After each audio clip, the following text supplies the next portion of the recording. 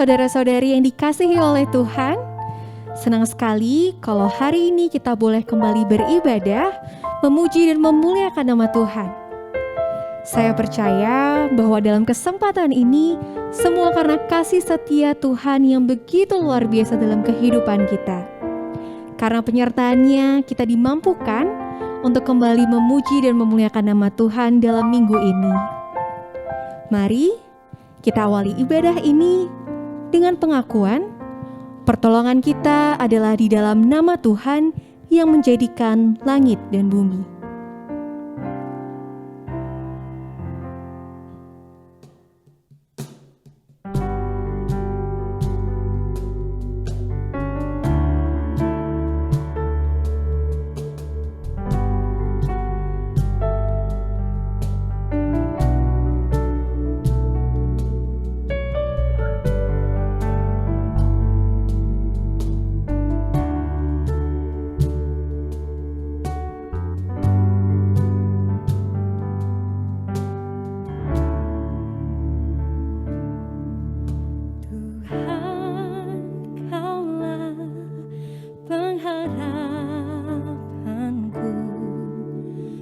Percaya hanya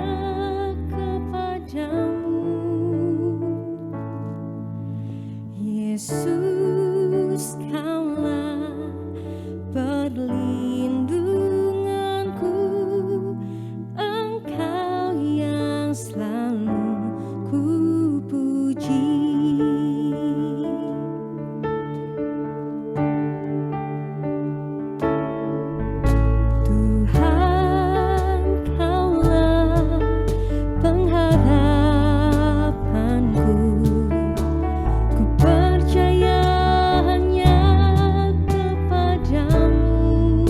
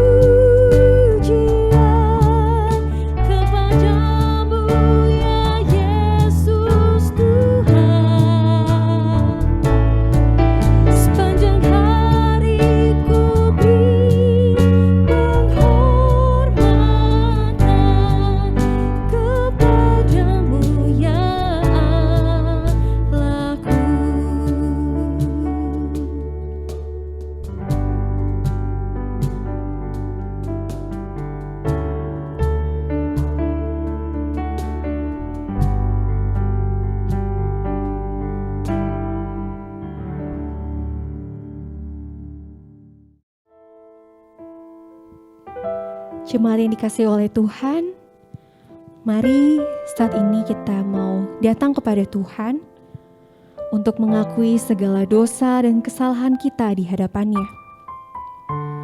Sebagai manusia biasa, kita sering kali berbuat dosa, baik yang sengaja maupun tidak sengaja, yang mendukakan hati sesama kami dan juga mendukakan hati Tuhan. Mari kita ambil waktu sejenak untuk mengaku di hadapan-Nya. Mari kita berdoa.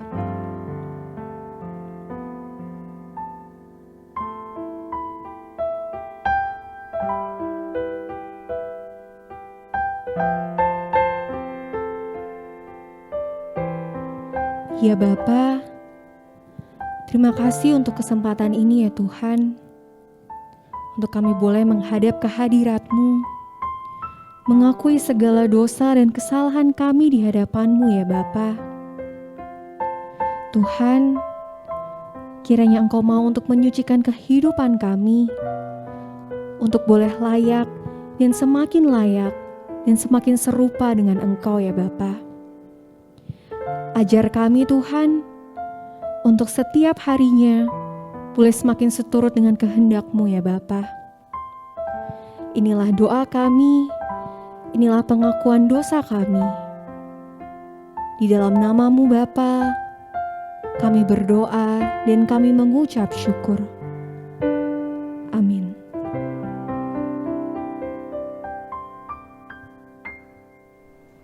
Kepada kita semua yang sungguh-sungguh mengakui dosa-dosa kita, dengarlah berita anugerah dari Tuhan yang akan saya bacakan dari kitab Injil Yohanes pasal 3 ayat 16 dan 17. Karena begitu besar kasih Allah akan dunia ini, sehingga Ia telah mengaruniakan anaknya yang tunggal, supaya setiap orang yang percaya kepadanya tidak binasa, melainkan beroleh hidup yang kekal. Sebab Allah mengutus anaknya ke dalam dunia bukan untuk menghakimi dunia, melainkan untuk menyelamatkannya oleh Dia. Amin.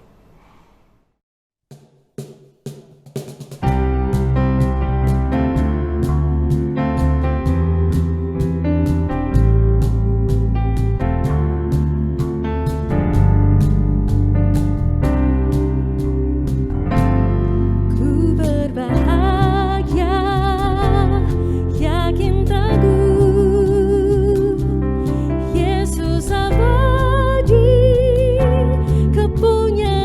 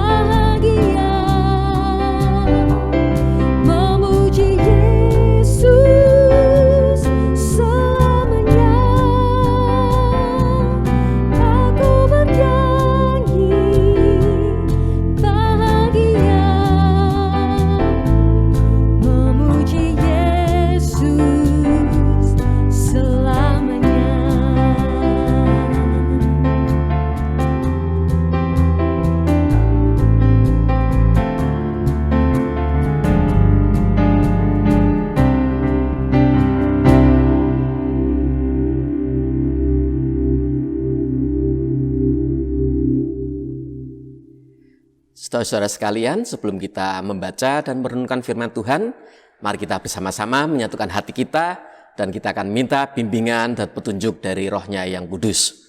Mari kita berdoa. Bapa di surga, kami sungguh mengucapkan syukur bahwa di tengah-tengah semua keterbatasan yang ada pada diri kami pada saat ini, Engkau mengizinkan kami untuk merenungkan sebagian dari firman-Mu. Bapa di surga, hadirlah bersama dengan kami dimanapun juga kami berada. Kuasailah hati dan pikiran kami, supaya apa yang kami dengarkan benar-benar bisa kami pahami dengan baik, dan mampukan kami Tuhan untuk selalu melakukan firman-Mu dalam kehidupan kami setiap harinya. Urapi pula hamba-Mu ini ya Bapa, dengan urapan kuasa Roh Kudus-Mu, supaya apa yang keluar dari lidah dan bibir hamba-Mu adalah firman-Mu belaka. Kami percaya Tuhan ada bersama dengan kami, dan Tuhan berfirman pada kami semua. Kami siap untuk mendengarkan firman-Mu ya Tuhan. Kami juga siap untuk melakukan firman-Mu. Dalam nama Tuhan Yesus Kristus, kami sudah berdoa dan kami mohon pimpinan serta petunjuk-Mu sendiri. Amin. Injil Lukas pasal 21 ayat 25 sampai dengan 36. Injil Lukas pasal 21 ayat 25 sampai dengan 36. Dan akan ada tanda-tanda pada matahari dan bulan dan bintang-bintang, dan di bumi bangsa-bangsa akan takut dan bingung menghadapi deru dan gelora laut. Orang akan mati ketakutan karena kecemasan berhubung dengan segala apa yang menimpa bumi ini. Sebab kuasa-kuasa langit akan goncang. Pada waktu itu orang akan melihat Anak Manusia datang dalam awan dengan segala kekuasaan dan kemuliaannya. Apabila semuanya itu mulai terjadi, bangkitlah dan angkatlah mukamu, sebab penyelamatanmu sudah dekat. Lalu Yesus mengatakan perumpamaan ini kepada mereka. Perhatikanlah pohon ara atau pohon apa saja. Apabila kamu melihat pohon-pohon itu sudah bertunas, kamu tahu dengan sendirinya bahwa musim panas sudah dekat. Demikian juga jika kamu melihat hal-hal itu terjadi, ketahuilah bahwa kerajaan Allah sudah dekat. Aku berkata kepadamu, sesungguhnya angkatan ini tidak akan berlalu sebelum semuanya terjadi. Langit dan bumi akan berlalu, tetapi perkataanku tidak akan berlalu. Jagalah dirimu, supaya hatimu jangan syarat oleh pesta pora dan kemabukan, serta kepentingan-kepentingan duniawi, dan supaya hari Tuhan jangan dengan tiba-tiba jatuh ke atas dirimu seperti suatu jerat. Sebab ia akan menimpa semua penduduk bumi ini. Berjaga-jagalah senantiasa sambil berdoa, supaya kamu beroleh kekuatan untuk luput dari semua yang akan terjadi itu, dan supaya kamu tahan berdiri di hadapan Anak Manusia. Demikianlah Injil Yesus Kristus. Berbahagialah setiap kita yang menerima berita Injil, menyimpan dalam hati dan menerapkannya dalam kehidupan setiap hari. Maranatha.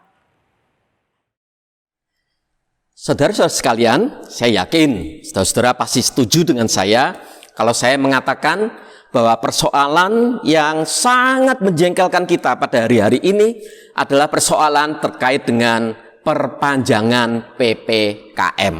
Mengapa? Karena nggak pernah bisa diramalkan. Kita nggak tahu apakah minggu depan itu kita akan turun level sehingga ada banyak hal yang akan dilonggarkan, atau levelnya tetap sama, jadi tidak ada sesuatu pun yang berubah, atau bahkan malah levelnya jadi naik lagi. Sehingga bukan ada banyak kelonggaran yang kita alami, tapi justru sebaliknya akan ada banyak lagi pengetatan yang dilakukan. Kemarin kita sudah seneng-seneng karena PPKM di Jogja bahkan di tingkat nasional itu turun terus. Wah, seneng sekali.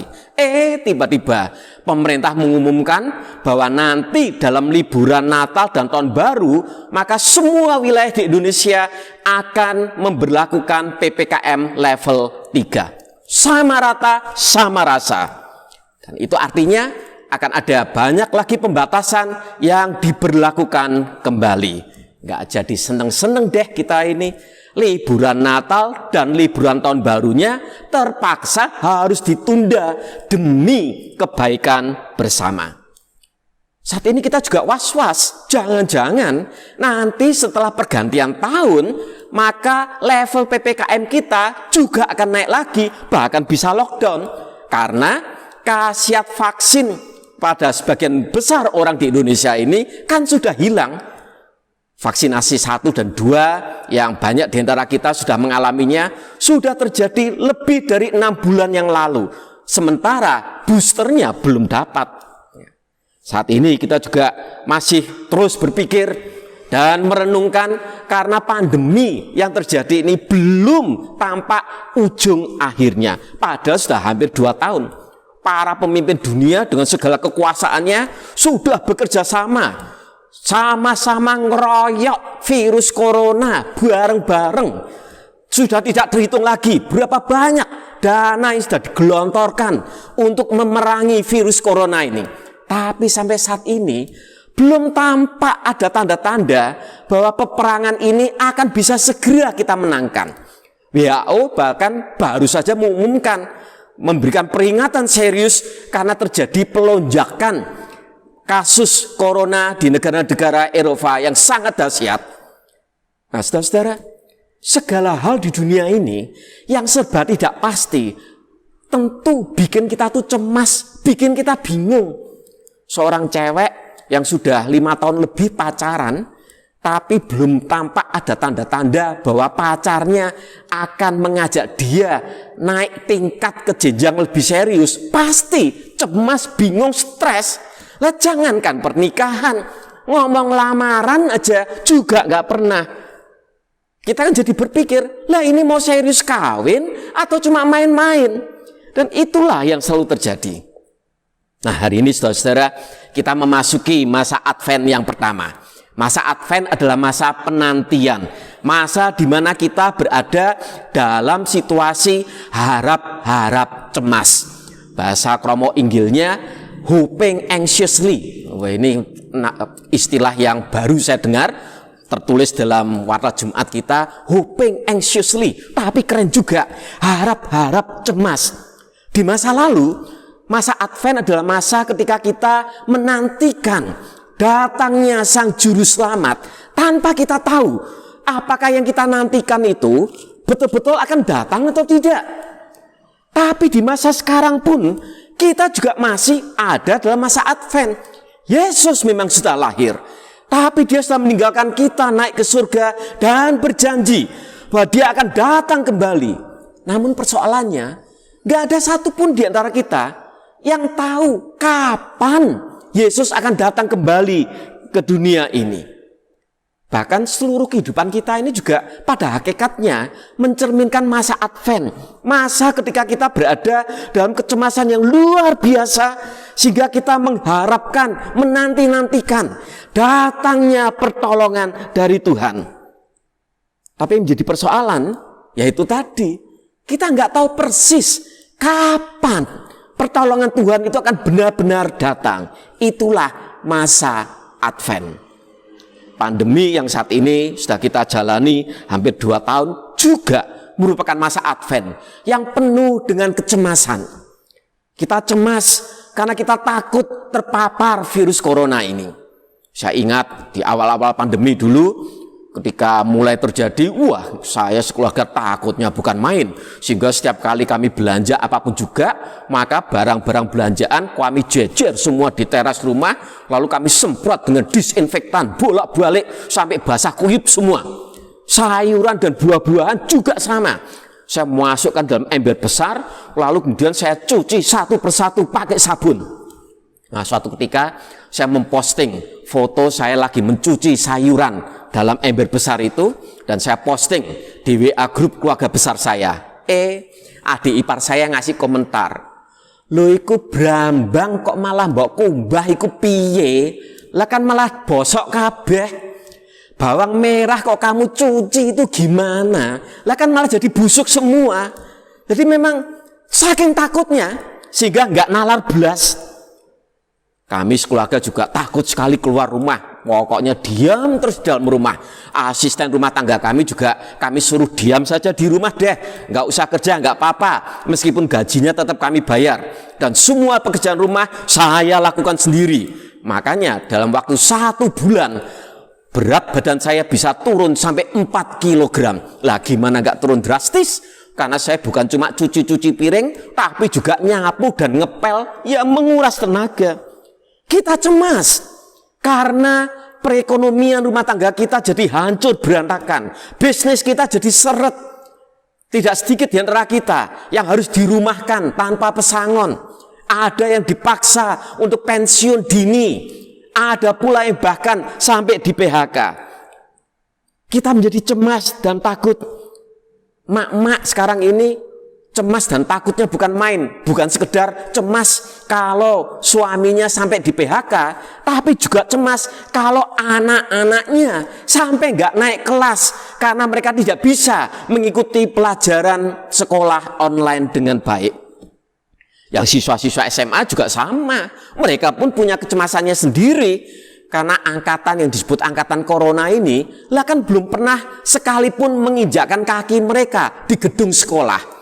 Jadi nanti kalau pas reuni, kakak-kakak kelas mereka berbagi cerita tentang Gita Cinta dari SMA, maka angkatan corona cuma plonga-plongo karena mereka nggak punya kisah sama sekali. Lah nggak pernah pacaran sama teman SMA. Lah mau gimana cerita tentang Gita Cinta dari SMA? Jangankan pacaran, lah ketemu kumpul-kumpul sama teman-teman juga nggak pernah.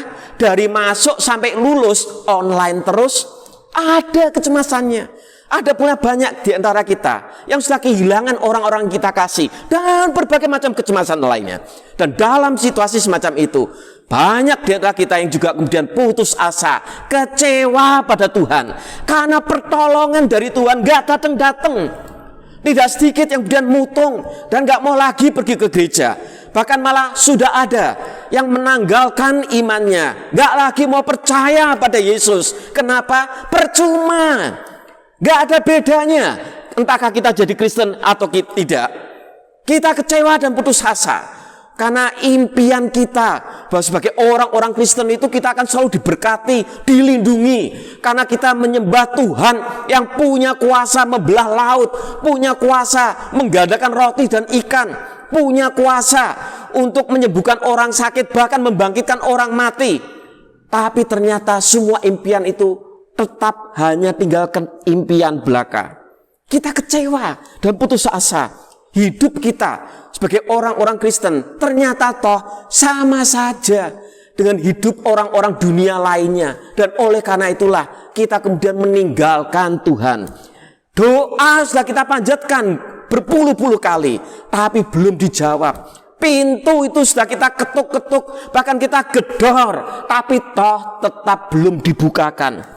Dan kita pun mulai menggugat dan mempertanyakan, di mana Tuhan?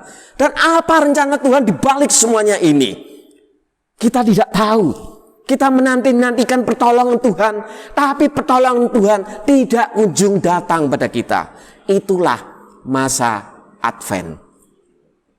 Nah, saudara-saudara, menanti itu memang selalu membuat segala sesuatu dalam hidup kita berjalan menjadi lebih lambat. 1 menit itu terasa seperti 1 jam. 1 hari rasanya seperti 1 tahun. Tapi menanti juga membuat kita tuh jengkel, marah, stres, frustrasi sekali. Menanti itu mengingatkan kita dan menegaskan pada kita bahwa kita tidak menguasai segala sesuatu yang ada dalam kehidupan kita ini. Karena hidup di dunia ini memang tidak seperti orang yang jajan di restoran yang bisa pilih menu sesukanya. Dan oleh karena itu yang sangat menentukan dalam masa-masa Advent ini memang pada akhirnya adalah sikap yang kita ambil. Sebab kalau kita berbicara tentang pandemi, kalau kita bicara tentang masalah-masalah, semua orang di dunia ini juga mendapatkannya. Bukan cuma kita, semua mengalami. Tidak ada yang tidak mengalami. Tapi yang menentukan adalah bukan apa yang terjadi dalam kehidupan kita, melainkan bagaimana kita itu menghadapi dan menjalani kehidupan ini.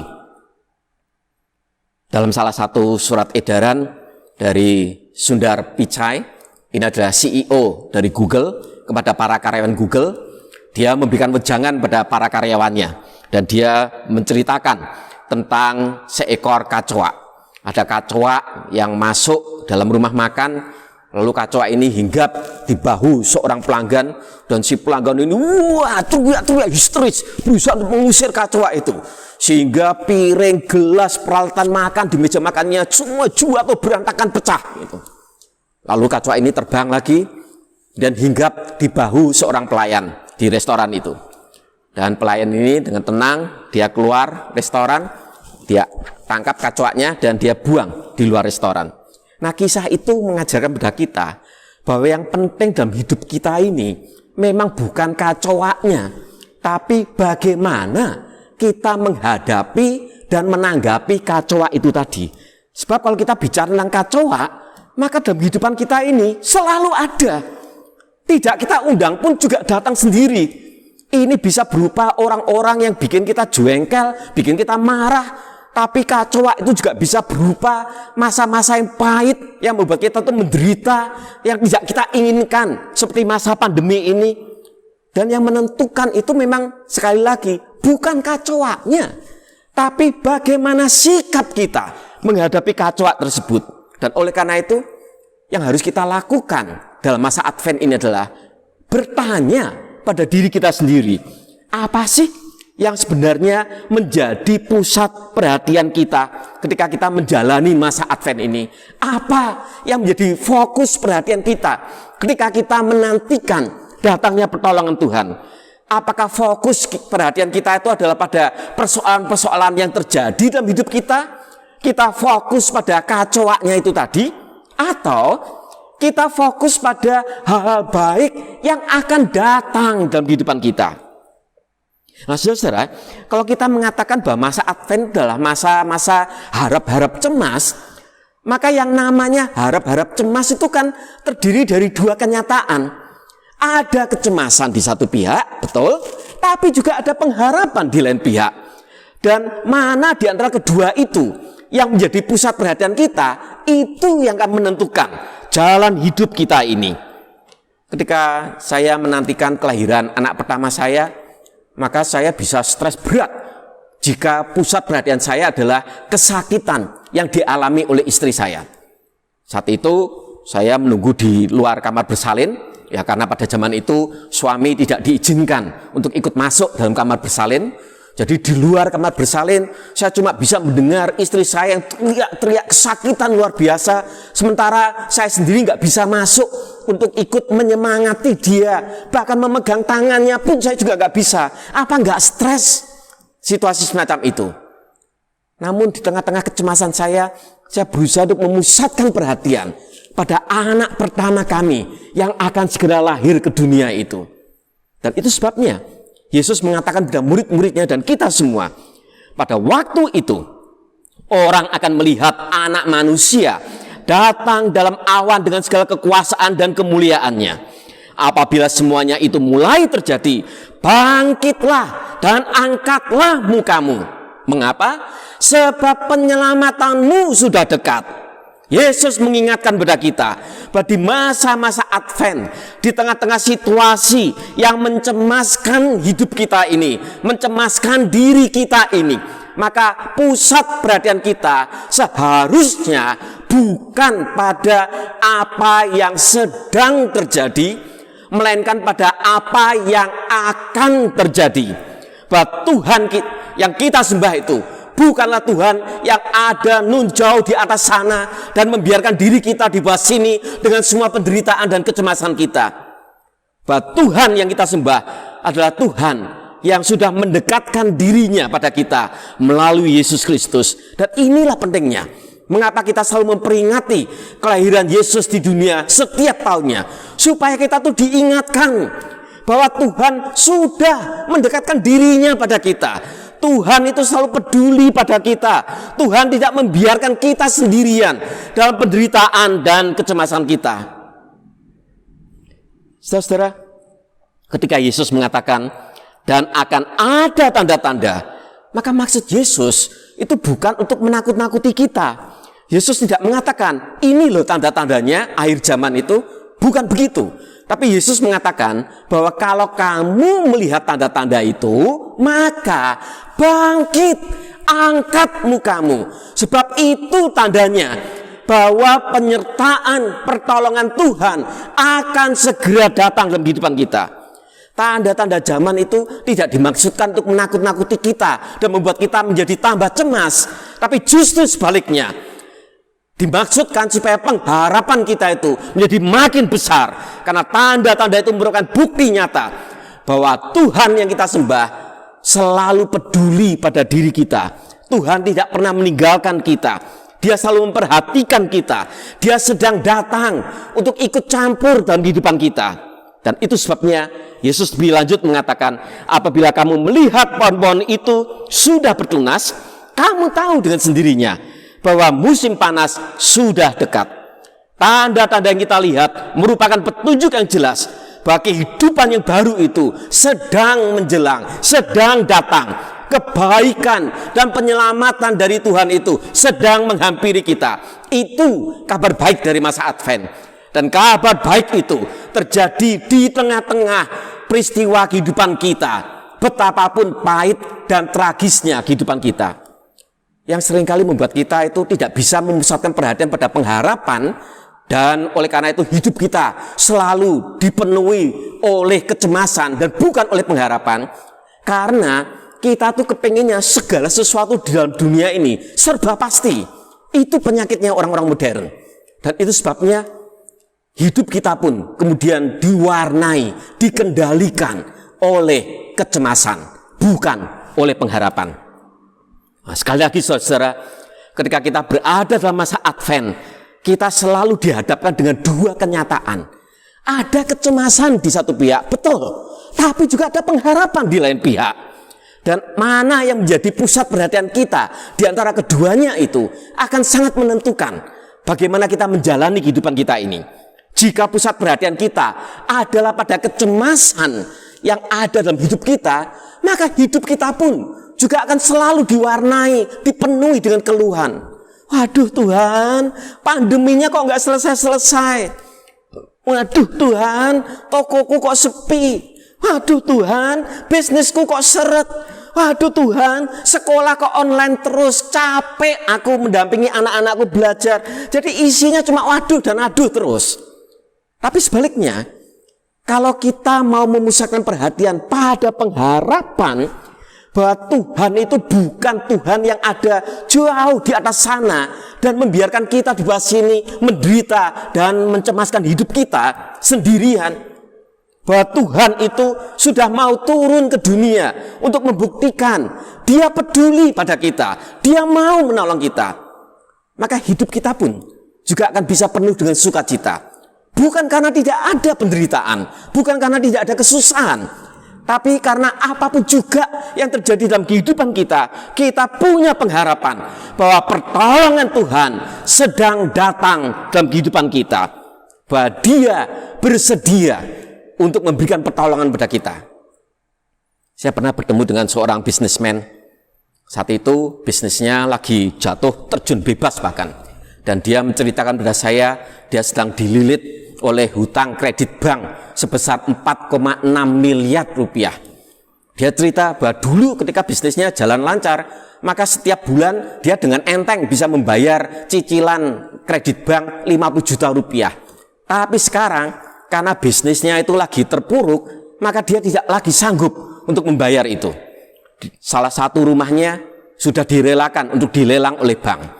Dan rumah yang saat ini ditinggali oleh dia dan keluarganya juga sudah didaftarkan dalam daftar lelang. Mereka pun sudah siap-siap untuk pindah ke rumah yang lebih kecil dan lebih sederhana. Namun toh demikian, dia bisa tetap tersenyum. dia bisa tetap aktif dalam pelayanan gereja.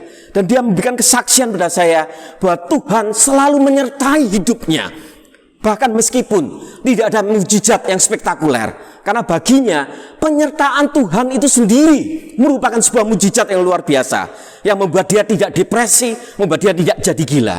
Ini contoh dari orang yang bisa memusatkan perhatiannya pada pengharapan dan bukan pada kecemasan. Dan hanya dengan demikianlah maka kita bisa dengan lantang berseru, Maranatha, datanglah Tuhan, karena kami siap. Tuhan memberkati. Amin. Bapak Ibu Saudara yang dikasihi Tuhan, mari kita ungkapkan iman percaya kita dengan bersama-sama menyampaikan pujian dari Kidung Jemaat 280, Aku Percaya.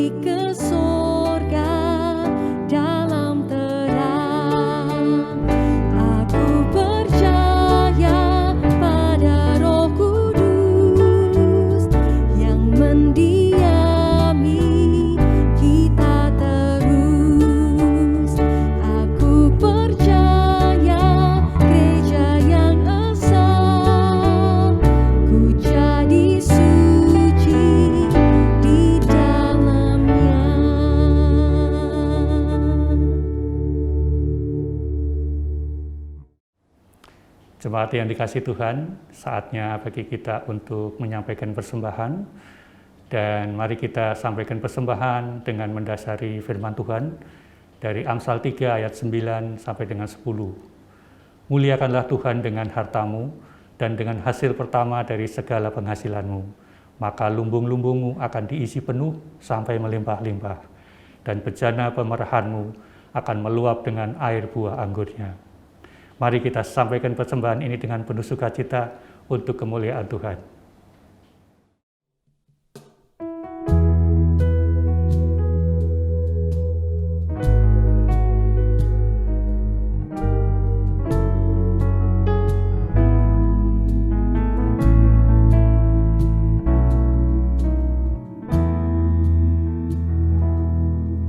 Dalam tanganmu ku serahkan hidupku, ku taruhkan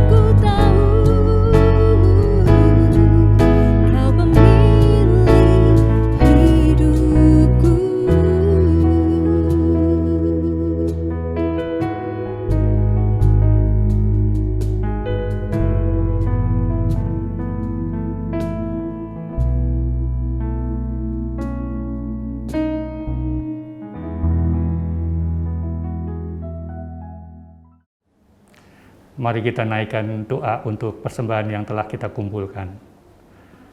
Allah Bapa yang makasih, kami mengucap syukur ya Tuhan, karena pada saat ini kami boleh mengumpulkan persembahan. Kami mohon kiranya persembahan ini Tuhan sucikan dan berkenan di hadapan-Mu. Dan kami mohon biarlah persembahan ini boleh untuk mewujudkan kasih-Mu kepada sesama kami. Kepada saudara-saudara kami yang mengelola persembahan ini, kiranya Tuhan berikan tanggung jawab, kiranya Tuhan berikan takut akan Tuhan, sehingga mereka boleh menggunakan dan mengelola persembahan ini dengan baik sesuai dengan kehendak-Mu. Itulah permohonan kami ya Tuhan, di dalam nama Putra-Mu yang kudus, Tuhan kami Yesus Kristus, kami mengucap syukur dan memohon kepada-Mu. Haleluya. Amin.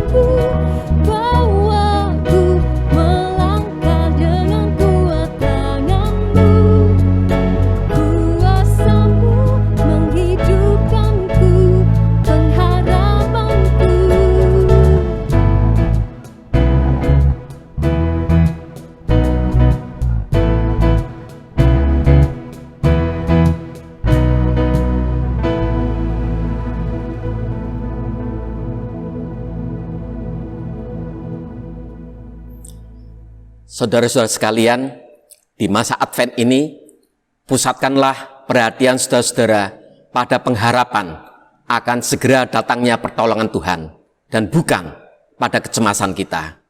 Dan kini terimalah berkat Tuhan. Tuhan memberkati engkau dan melindungi engkau. Tuhan menyinari engkau dengan wajahnya dan memberi engkau kasih karunia. Tuhan menghadapkan wajahnya kepadamu dan memberi engkau damai sejahtera. Amin.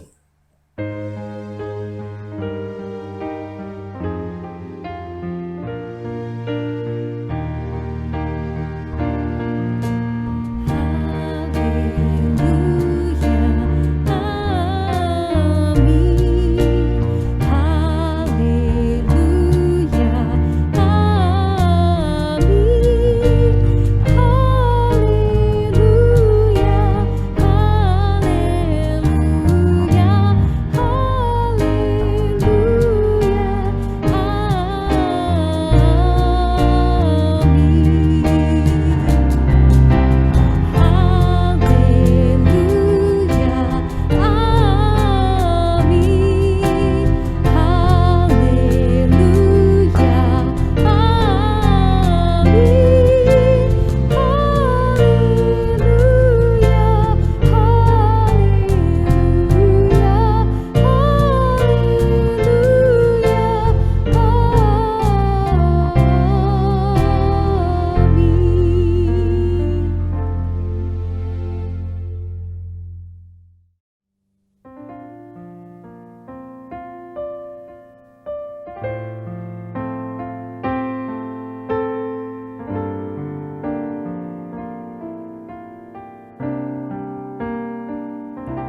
Saudaraku, selamat melanjutkan ibadah kita dalam kehidupan kita sehari-hari, dan biarlah terang Tuhan terus bercahaya melalui kehidupan kita. Tuhan Yesus memberkati.